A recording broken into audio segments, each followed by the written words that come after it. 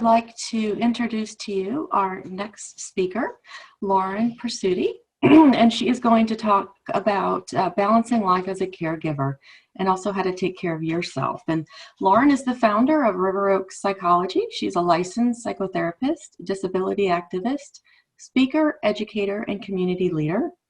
Diagnosed with muscular dystrophy at age 2, Lauren has been using a power wheelchair since she was 5 years old. Her firsthand experiences revealed that traditional mental health professionals rarely have a lifetime of knowledge and experience to work effectively and truly connect deep with those affected with medical conditions, chronic illnesses, and disabilities. So this inspired Lauren to become a mental health therapist specializing in this area. She has also developed herself as a clinician passionate about working with those of all backgrounds and identities. Lauren holds a bachelor's in sociology from Central Michigan University and 3 graduate degrees from Grand Valley State University and a master's of education, educational specialist degree, and a master's of social work.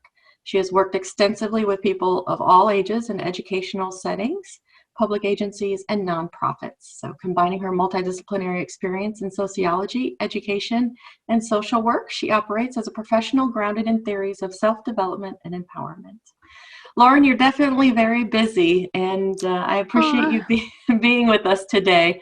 I will go ahead and turn it over to you. Sounds great. Thank you so much, Nicole. I'm really passionate about the Muscular Dystrophy Association. It's really close to my heart, so I'm very grateful to be here today. Hi, everyone. Thank you so much for joining me today for this webinar. I'm really honored to be partnering with the Muscular Dystrophy Association to talk with all of you today about healthy tips and strategies for caregiver mental health. I hope that you will find this information helpful, and please take note of any questions that you may have throughout this presentation, because we'll definitely have some time at the end for questions. We have a lot to cover, so let's dive in. First of all, why is this so important? I really want to recognize that all of you have extremely important roles in the lives of your care recipients with neuromuscular diseases. It is your efforts, your time, your energy, and your compassion that directly helps these individuals lead fulfilling, normal lives. I know firsthand that it can be really hard to lack the independence of being able to take care of yourself. And I want you to know that it is because of all of you as caregivers, that make it easier for people with neuromuscular diseases to lead a fulfilling life. All of you play an extremely vital role in helping your care recipient feel more comfortable in their daily care. But at the same time, we have to acknowledge that caregivers are humans too, and it's very challenging for caregivers to usually balance the needs of their care recipients along with their own needs, including their own comfort, wellness, and their overall mental health. It can be really common for so many caregivers to struggle finding this balance. So if you are listening and if you have ever felt burned out, exhausted, or generally a bit drained due to some of your caregiving responsibilities, you are certainly not alone.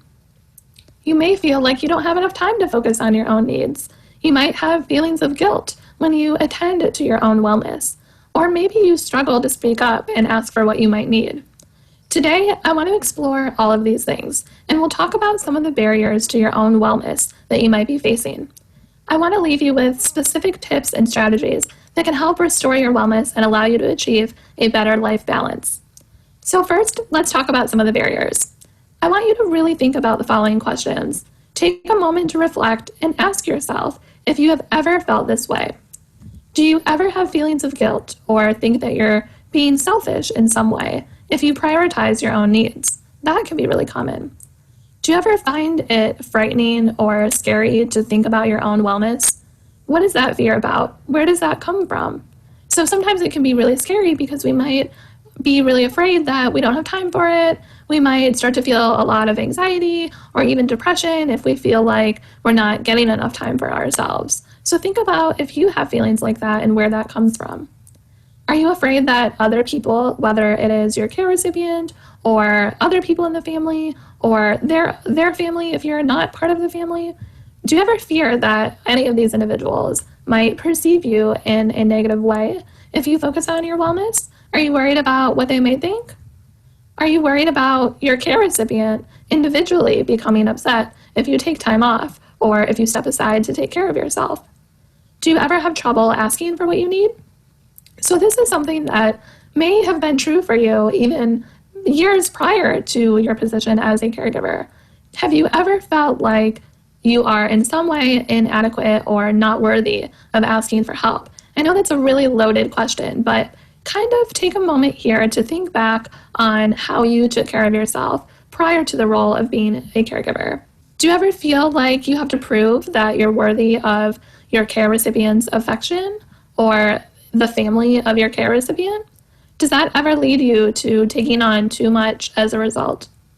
What would you say is the biggest reason preventing you from self-care?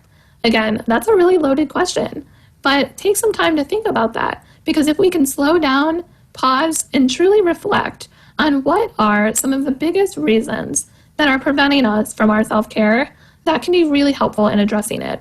So think about that. Is it time? Is it resources? Support from others? Lack of other caregivers available to step in?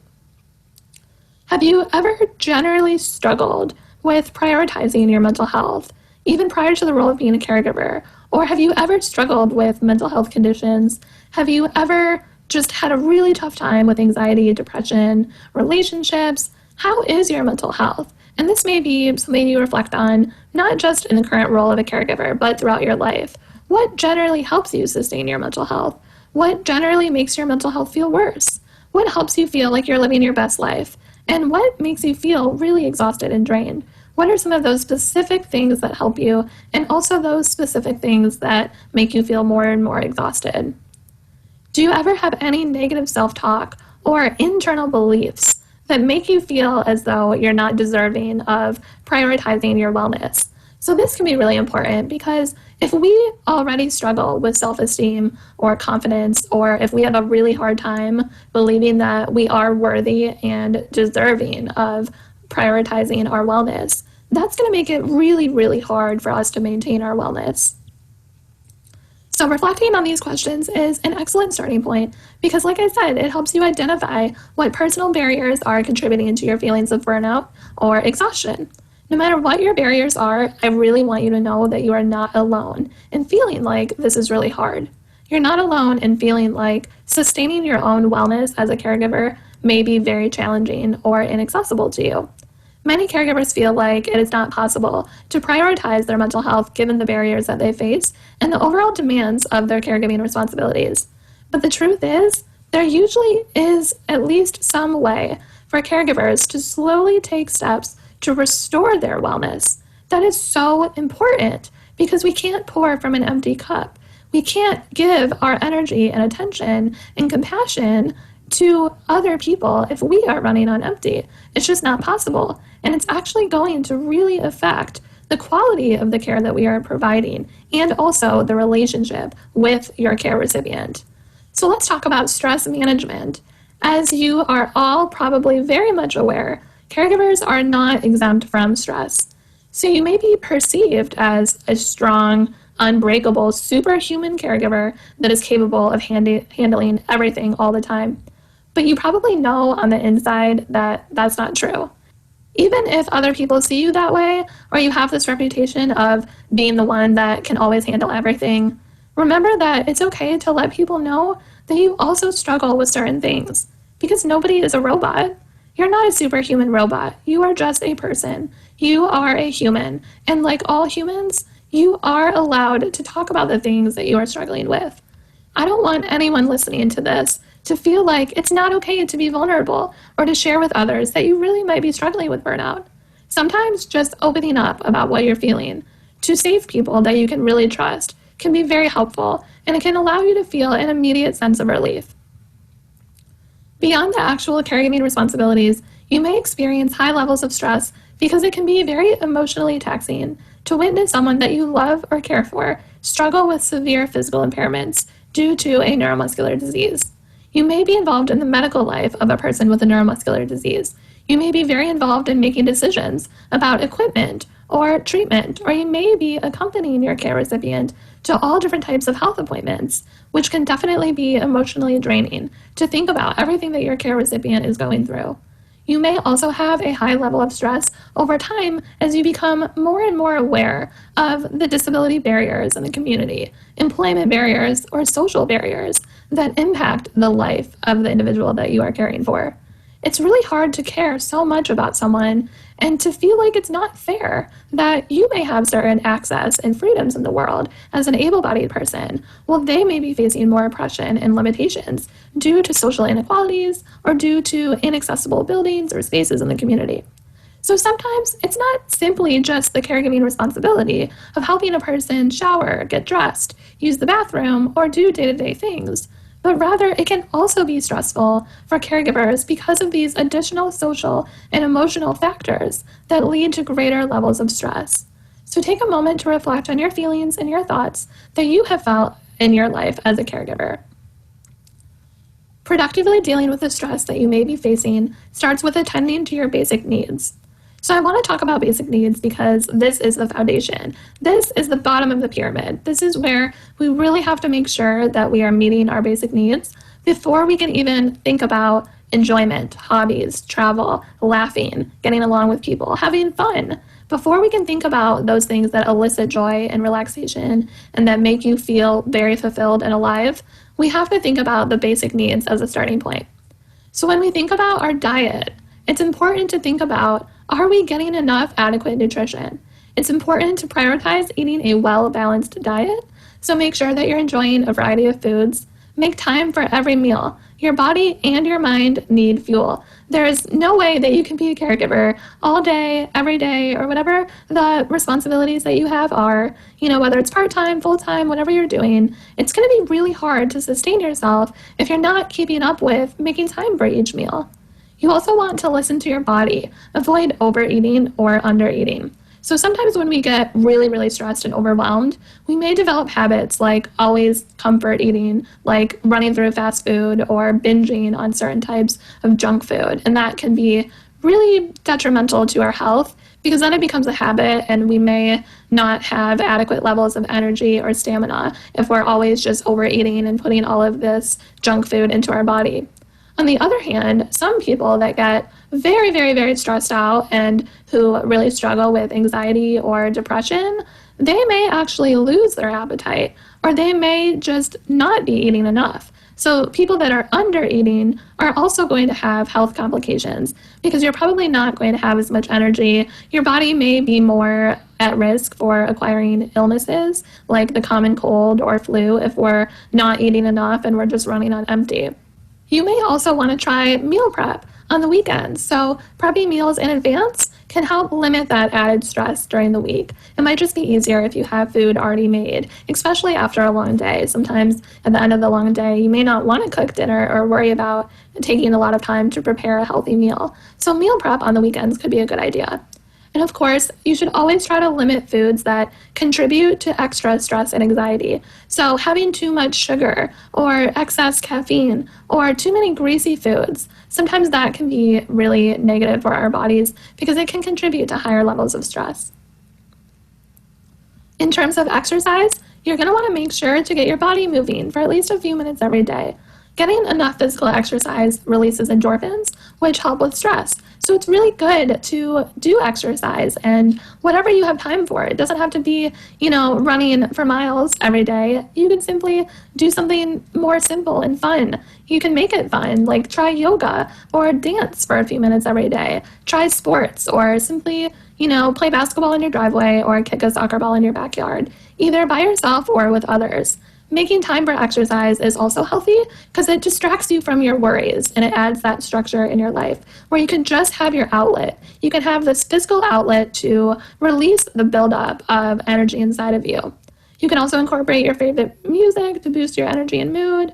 And it's really critical to let go of perfectionism. You don't want to compare yourself to others. It's not helpful, and it's probably just going to lead you to putting yourself down. So if you go to the gym and you have a tendency to compare yourself to other people, try to let go of that if you can. Distract yourself with headphones or whatever helps you remain focused on the exercise that you're doing. Remember, you don't have to do this perfectly. Just getting a little bit of exercise can sometimes help people manage stress. And the third basic need that we'll talk about here is sleep.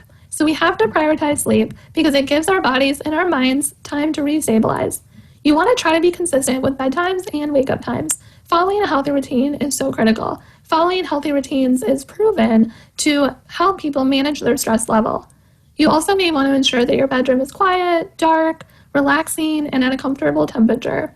Some people that struggle to fall asleep at night find that avoiding electronic devices before they go to bed helps them relax quicker and helps them fall asleep more easily. So this would mean avoiding your phone, television, computer, tablet, things like that. You might want to create a bedtime ritual that works for you. So really take some time to think about what would relax me before I go to sleep. What do I find relaxing? What can I do? What can I change in, the 30 minutes or the hour before I go to sleep? Is there anything that I could add? You might want to consider essential oils, stress relief products, candles, soft music, nature sounds. I know I personally love listening to my sound machine, and I'll just put on thunderstorm sounds or ocean waves. That can be really relaxing.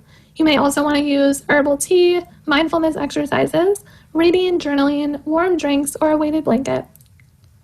And if you find that your insomnia becomes really unmanageable, if you're finding that you're just really having a hard time sleeping and nothing seems to help, don't be afraid to talk to your doctor. When you're a caregiver, you are using a lot of energy every time that you provide care. It's a lot of energy mentally and physically in your body. So it's critical that you're getting enough sleep and you're getting quality sleep. If you're having a hard time with that, please talk to your doctor. There will be options and things that you can try medically to help you get to sleep faster. Next, let's talk about prioritizing self-care. Even if you only have 5 minutes every day, there are ways that you can prioritize a little bit of self-care. Prioritizing self-care means that you're giving yourself the same compassion and the same care that you give to others. It's about being gentle with yourself, being kind to yourself, and choosing to do things that are going to help you alleviate some negative stress or energy inside of you. Self-care can look very differently for different people, depending on what activities you find to be the most helpful in relieving your stress. Understanding what self-care activities work best for you may mean learning more about yourself and getting curious about what helps you and what doesn't. Often we have to go through some trial and error to figure out what works best for us. This can mean exploring lots of different activities to de-stress, holding on to the ones that work and throwing out the ones that don't. The more that we practice intentionally making time for our own self-care, the more resilient that we become, which ultimately helps strengthen our ability to cope with distress, and it helps us manage whatever comes our way. For caregivers especially, it's so important to find even just a few minutes every day, even if you only have just a couple minutes, because this will help you manage the demands of caregiving and the related feelings of burnout with your role as a caregiver. So just a few ideas on this slide for what you can do in just 5 minutes, because I know that you may not have a lot of time on your plate. So in 1 to 5 minutes, you can breathe, you can meditate, you can step outside, you can say no to something, you can listen to a favorite song, close your eyes, stretch your body, drink some water, text somebody, make a list, doodle or color for just a couple minutes, look out a window, watch a YouTube video, wash your hands, put on lotion, dance to a song, hug someone, daydream, have a quick snack, pet your dog or cat, use a stress ball, change your clothes, get something more comfortable on, use a calm app on your phone, play a phone game, pick out a movie for later, try a yoga pose, look at a picture that brings you a good feeling, water your plants, grab a blanket, light a candle, find an inspiring quote, book an appointment for yourself, compliment yourself, read a poem, create a goal, do nothing. Sometimes it's just good to sit. Just sit down, close your eyes, and just relax. Just notice your body relaxing. Write down a happy thought or look at a funny meme or joke online. And if you want to work on how you may be able to get more time for yourself, and if you feel determined to figure out ways to have more time for your own self-care, let's talk about some questions that you can ask yourself that may be helpful in achieving this. So first, ask yourself why you don't have time. Is there anything that you can minimize in your life? Can you let go of anything? Is it possible that you might be taking on more than what is necessary? Are there any unrealistic or unreasonable demands in your life that should be addressed? Can you ask for help from anyone to create more room in your life? How might you network within your social support system to seek greater help and assistance for your care recipient? Are there any local resources that you can utilize for additional caregiving help? Why hasn't your mental health been made a priority in the past? Can you arrange for specific time blocks just for you? What changes might be a possibility? So either with yourself or with a therapist, if you need additional support, talk about these questions, reflect on these questions, and see what changes might be possible. I really want you to remember that self-care is never selfish. I don't want anyone to mistakenly believe that taking care of yourself is by any means selfish, because it's not. In fact, like I mentioned earlier, how can we possibly take care of other people if we're running on empty? The truth is that we all have mental health needs that we have to take care of. And if we're neglecting our own self-care, then we are more likely to become resentful, exhausted, or totally burned out, which is not going to serve anyone well, and it will likely cause for a lower quality of care that you're providing, which is not good for the person or for you. Self-care helps us recharge our batteries so that we can show up for ourselves and for others, like your care recipient, in authentic ways. Both of you will benefit so much from your commitment to wellness. Now I want to provide you with a ton of coping skills. These are a lot of my favorite skills, and I want to provide you with this list because sometimes we forget about the basic things that we can do to help us cope with a problem or a challenge in our life. If somebody were to ask you, what coping skills do you typically utilize, it might be hard for you to articulate or describe how you cope with things. Coping skills are not something that we really talk about that much in the world, but we talk about it a lot in the mental health field. So as a therapist, I'm always talking about coping skills with my clients, and I just want to present to you a bunch of my favorite coping skills. These skills are not necessarily specific to the role of a caregiver because they can be beneficial for anybody that is feeling burned out or frequently stressed in some way. But remember, as a caregiver, you are probably facing higher levels of stress than the average person who is not engaging in the role of a caregiver, which is why these coping skills are so critical for all of you as caregivers to practice. And as I go over the list with you, think about how you might integrate some of these coping skills into your daily life. So these are my favorites. Take a break by detaching yourself from the source of stress in your life. Exit the stressful environment for a moment. Just step aside, walk away. Say that you need a moment to have a break. Break down big problems or big responsibilities into just very small, more attainable pieces. Make a list of what you need to do. Making lists can be really helpful. Check off just one item at a time. Identify anybody in your life that you can talk to or that can help you with the problem. Remind yourself of the bigger picture. Will this matter in the future? Adjust your standards and expectations. Are you asking too much of yourself? Take a moment to practice gratitude and introspection. Do some deep breathing and find something that you can see, hear, touch, smell, and taste. Let go of the things that you can't control. Remind yourself that nobody has all the power. Look for the upside. Look for the silver lining. What can we take away or learn from this experience? Try to be more accepting of imperfections and allow for mistakes. Visualize a positive outcome. So try to imagine things turning out well. Find a way to bring humor into the situation. Make a list of pros and cons for difficult decisions. Write a list of your personal strengths and characteristics. Consider challenges as opportunities to grow. Brainstorm solutions and write down your next steps. Practice assertive communication to express what you need. Show yourself appreciation and self-compassion. De-escalate your emotions by reminding yourself that stress always passes. Look for the gray areas. Can anything become more flexible? Step back to assess if anything is being overgeneralized. Determine if any deadlines, decisions, or dilemmas can be delayed. Reflect on the worst-case scenario and assess the likelihood of that. Identify any faulty thinking and challenge your perceptions. Normalize your symptoms of stress and remember that you are human. Acknowledge your emotions instead of ignoring how you feel. And allow yourself space and time to decompress from frustration. I also want to emphasize the importance of expressing your emotions. To lead a mentally healthy and fulfilling life, we have to make sure that we have opportunities to express ourselves.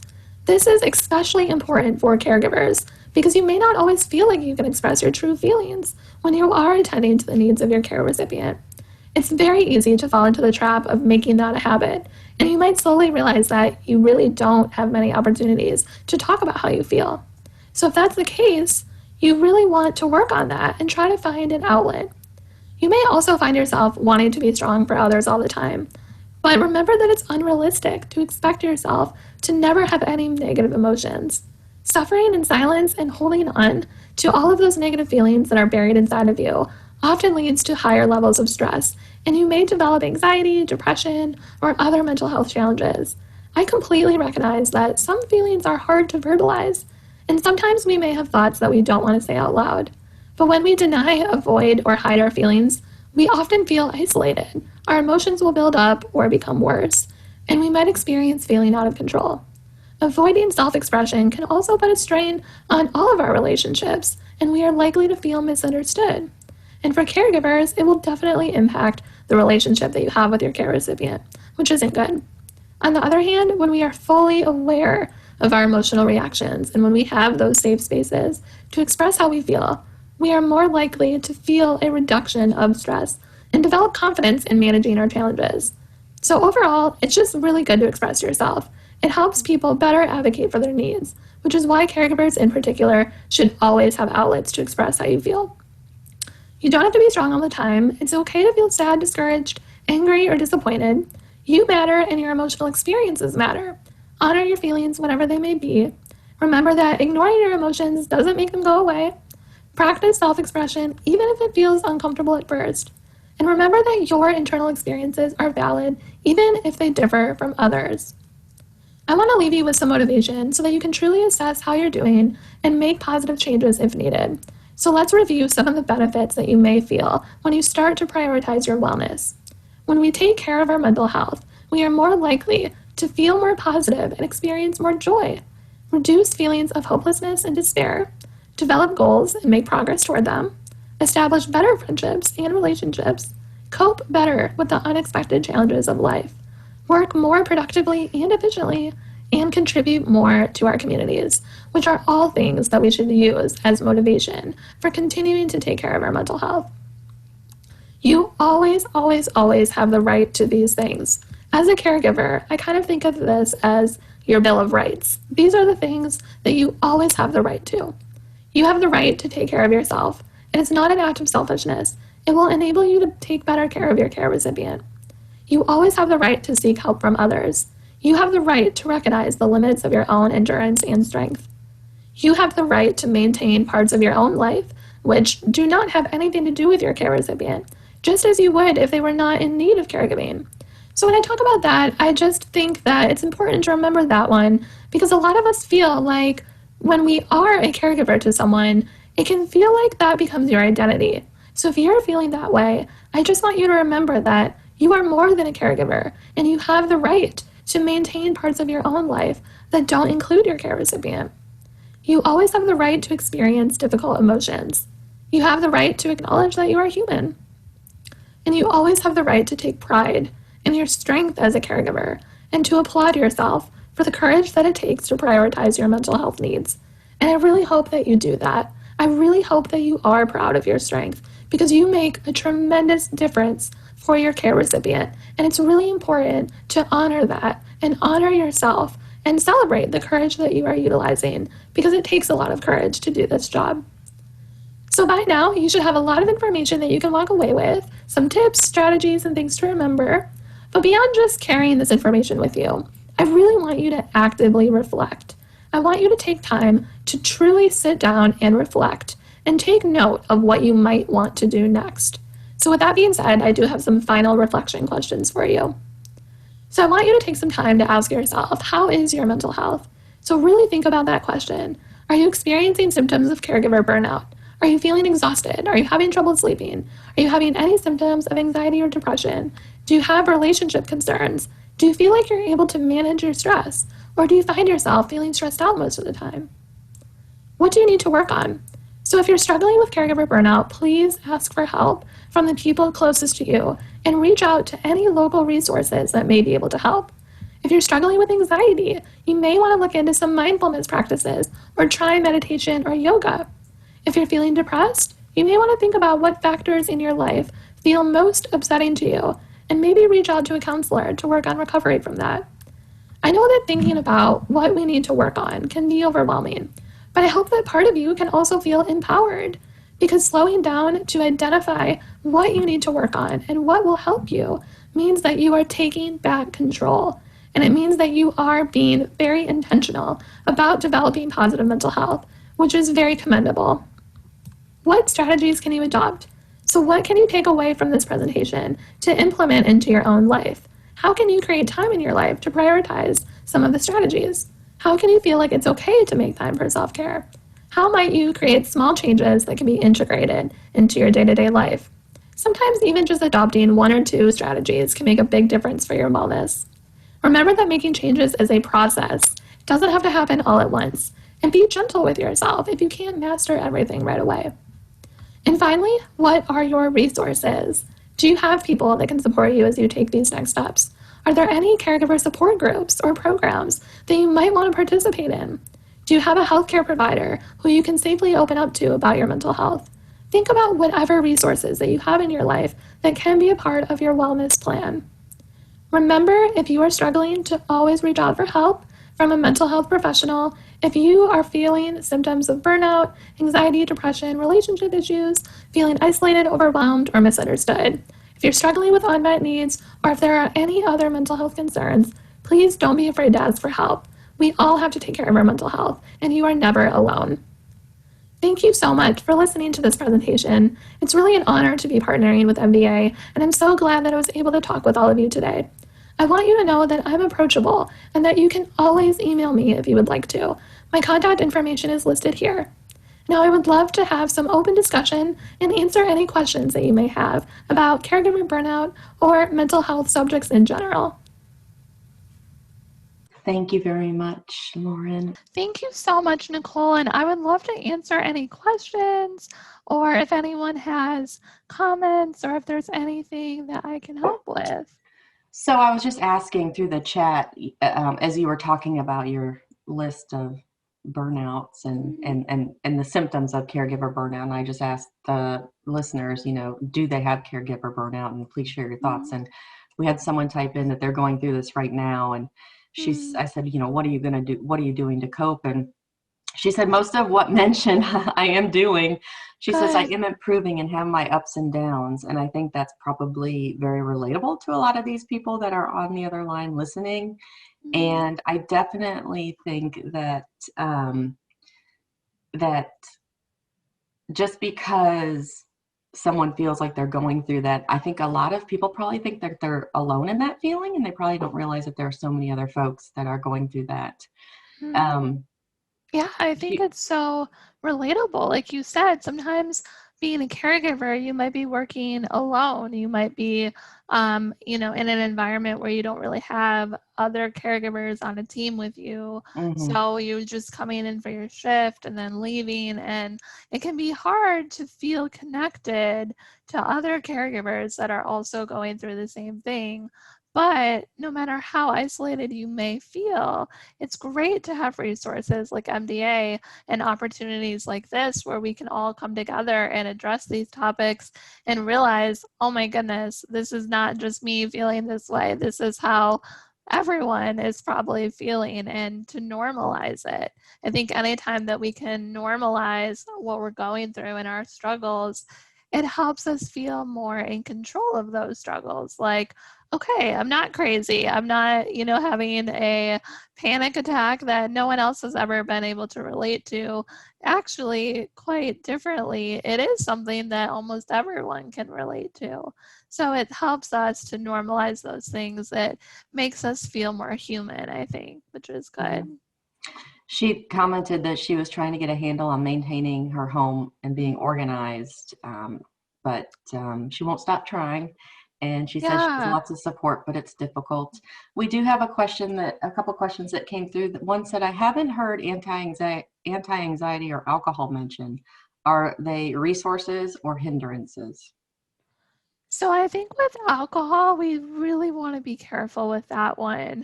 Sometimes people think, oh, I'll have a drink, it will take the edge off. And That is true. It can be, take the edge off in some cases. But as a therapist, what I've seen happen is that that can become a habit. And if we're using alcohol to self-medicate, it's really not going to be a healthy choice in the long run. I think we can safely use alcohol socially and be responsible with it, but I don't think that it should be used as a self-medication method. It shouldn't be used as the only way that you're coping with anxiety. When we talk about the other thing mentioned, anti-anxiety medication, sometimes that can be very helpful, but it should be something that you address with your doctor. So I recommend to a lot of my clients that coping skills are a great way to start addressing their anxiety or mental health symptoms, talking to a counselor, really putting in some of these strategies to their day-to-day routine.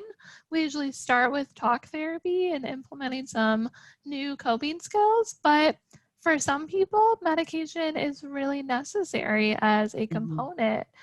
Some people have those conditions that are absolutely valid, and no matter how much we try with coping skills, sometimes it's not enough. If we have a genetic component or a biological factor that is making us have uncontrollable anxiety that is not really effectively addressed with talk therapy or coping skills. So in those cases, I'm a big proponent of talk to your doctor and see if medication could be a good option. It's nothing to be ashamed of. It's absolutely not anything that people should feel weird about or different about. Mental illness is valid, it is real, and just as you would take insulin or other medication for diabetes, or if you had cancer or a chronic illness or, a neuromuscular disease, anything that you're going through that may require medication physically, it's the same thing with mental health. Some of us have depression or anxiety that we need to treat. It doesn't mean that, it's all in our head or something that we made up. It's certainly valid and it's a good component of treatment. Usually medication and counseling together in combination are proven to be most effective because, medication is not a miracle fix. It's not going to just be magical, take a pill and solve all your problems, just as sometimes talk therapy may not be enough on its own. So in combination, both medication and therapy can be really helpful. But again, every individual is different. Just because a friend of yours might have had a good experience with medication doesn't mean that that's right for you. Or just because, a family member has had a good experience with medication doesn't mean that that's right for you, and vice versa. So every case is different, and it's good to talk to a therapist or a doctor about that. Veronica commented, she said a combination of therapy, medication, mindfulness, and breathing. I think that's wonderful. Yes. and Mindfulness yoga. and breathing and yoga. That's great. Those are great. A lot of people underestimate how helpful it is to just do a mindfulness video every morning or every night. You can just do it for 5 minutes on YouTube and all over the internet. You can just search by, mindfulness video, and they're free. They're just free and accessible to everyone. There are so many apps on your phone. If you are struggling with finances, you don't need to invest in a high-end yoga studio class. You could simply do yoga on your own. There are so many YouTube videos and free resources that you could do very accessibly. So I love that. I love mindfulness and yoga. It's all things that we can all access. Carol, and then I'm going to get to our question here. Carol typed in, I'm constantly training for marathons. Just ran a virtual marathon yesterday. Running has been my quote alone time. I am basically alone with some help from friends. So she's along with Veronica in saying that she understands that home organizing can be a challenge. Yeah, absolutely. I love that running marathons is a good source of her alone time. It sounds like running for her helps her be focused and in the zone, and that's great. we have to find things like that that are just for us. That is our own self-care. That is our own alone time. And we're doing it because it makes us feel better and we like it. So whether you like to run or go swimming or paint or, go to karaoke night or dance, I Exactly. mean, right. Or maybe you like baking and you're really into, gourmet cupcakes, or you just like to walk your dog in the park, or, maybe you like to do puzzles. It could be as Hmm. simple as doing a puzzle.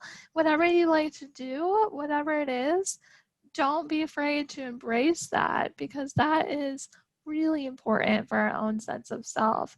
And those are the things that sometimes we forget about, or we think, oh, that's not a priority. I have Hmm. work, I have housework to do, but it is important. Take time out of your day for those things that help you.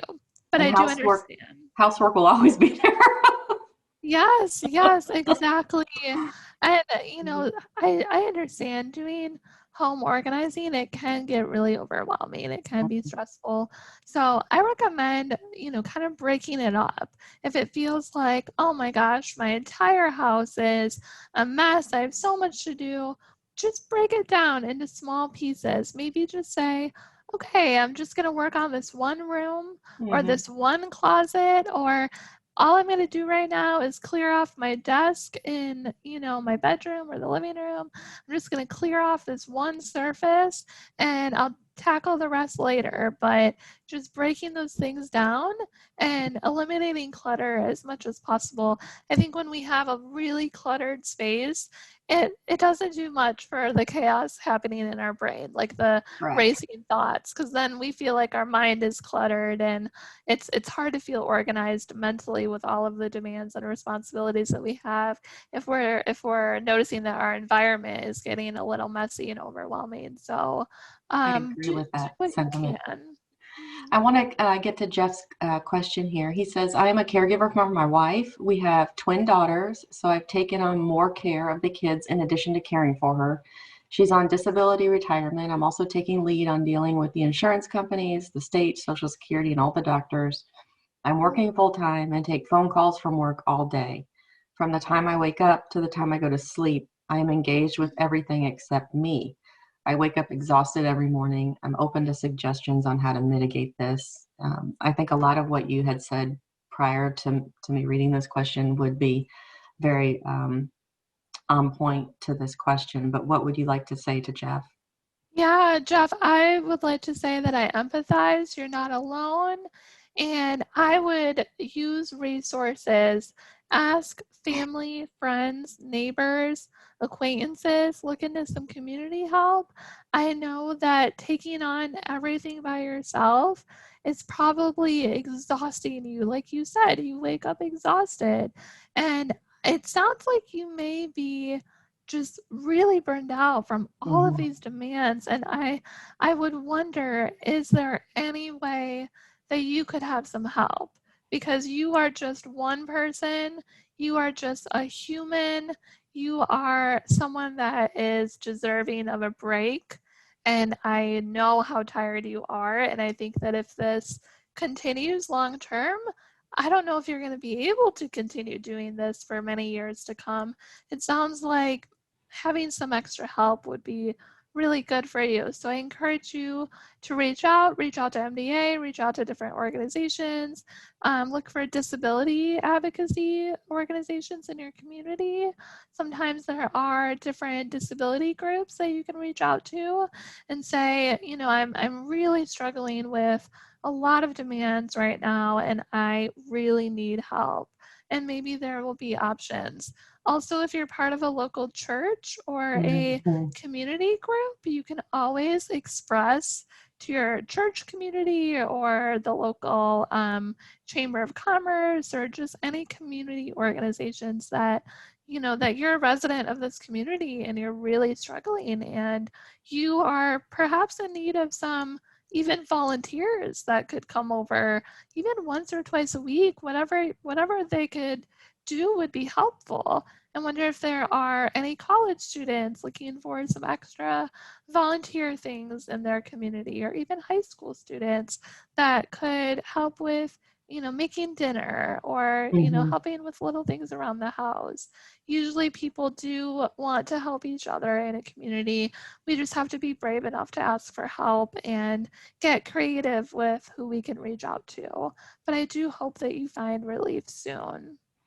I know we've reached out to a church, a local church here with our family, and they had surgery and weren't able to make dinner. And she had a 3-year-old, and Oh, they got together a dinner team. And so they signed up. And so for a month, somebody brought dinner twice a month or twice a week. It just kind of mm, help yeah, with that little task of, oh, you don't have to go to the grocery and you don't have to make dinner 2 nights a week. yeah. That was awesome. Absolutely. And, a lot of our neighbors and friends are going grocery shopping anyway. We could ask Mhm. them, could you pick up a few things? I'll pay you when you drop it off, just things that they may be able to pick up for you.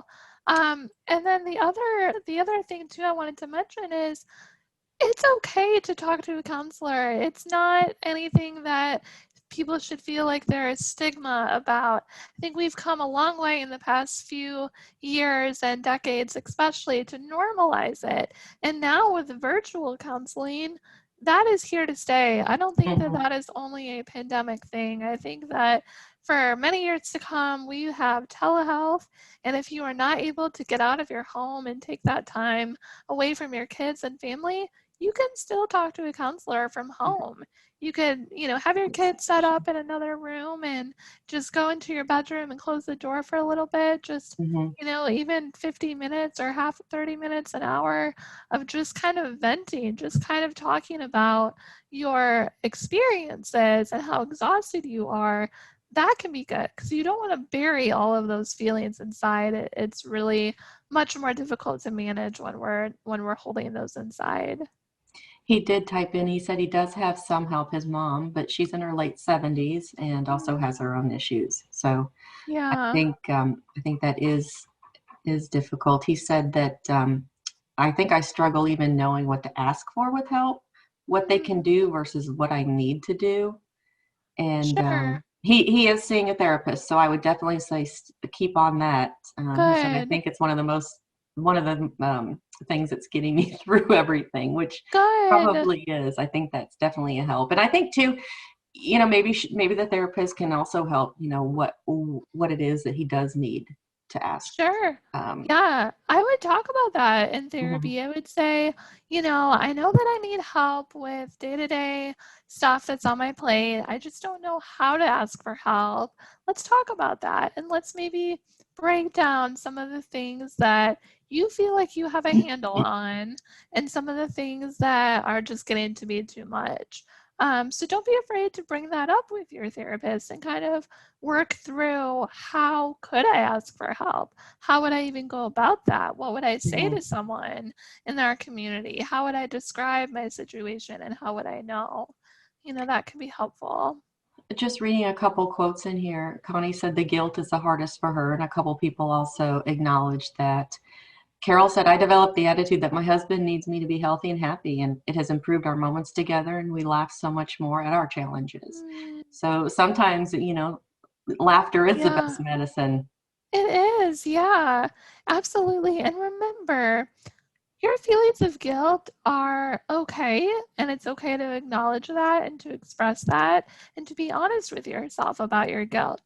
But take it another step further and ask yourself, how is this going to affect your relationship with your care recipient?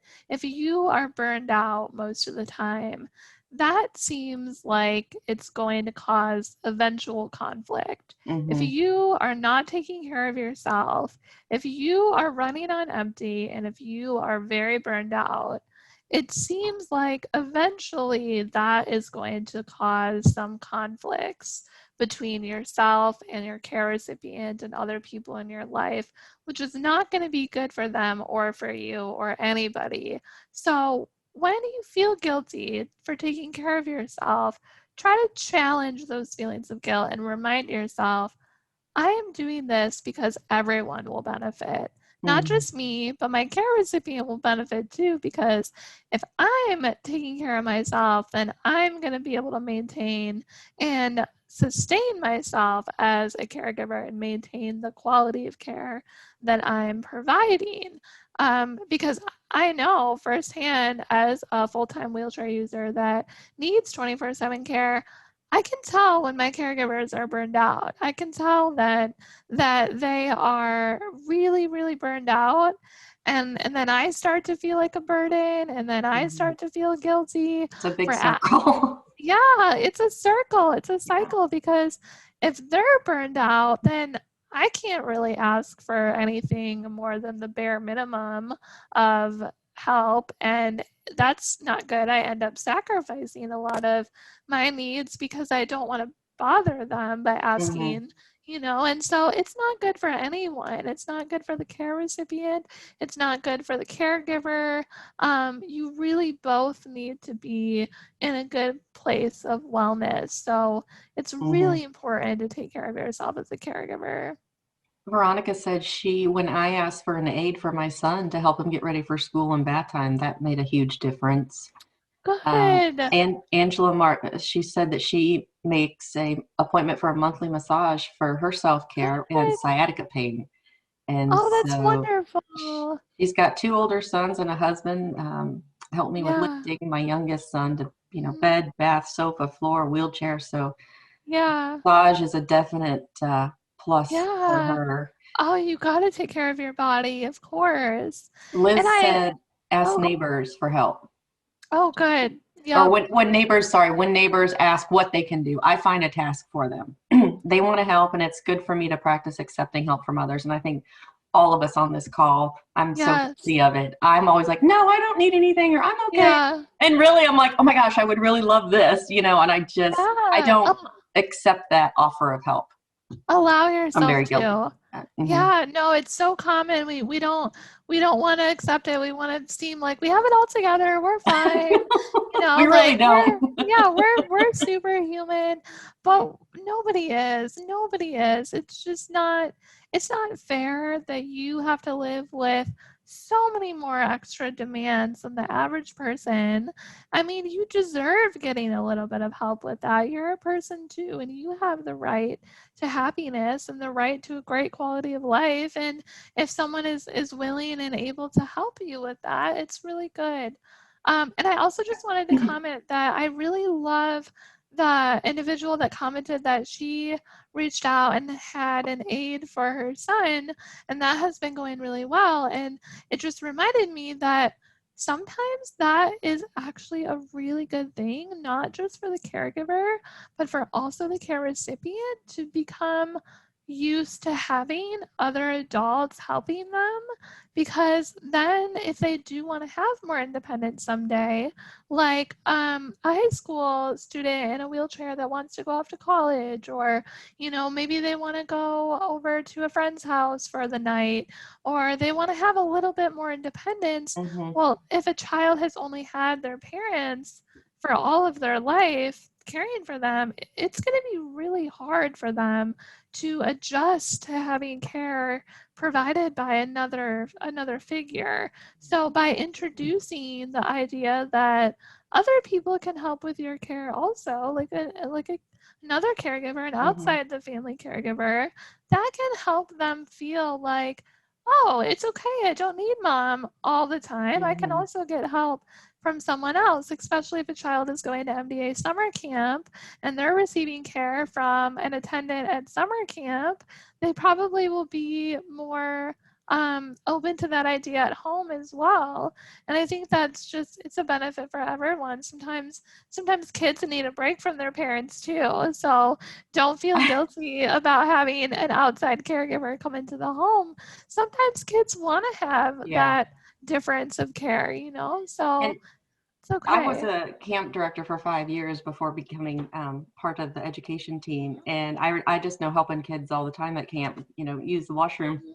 And they would tell me exactly what they needed to do. It's Yeah, like because I didn't know what to do. And they just, yeah. oh, you need to do this and this and this. And I'm like, It's oh my good. gosh, they were so Confident. confident and Yeah, it didn't bother them. So I definitely think the yeah. aid would help. I want to get to Jeff's question real quick. And then we will move on to our caregiver discussion, our panel discussion. But he said, and I think this is a really good point, how do I get my kids to understand when I ask for their help, I'm not trying to be mean? They argue with Mhm. me, simple things like cleaning their plates or picking up their clothes. So it's just one less thing I need to Mm. do. They're young and don't understand.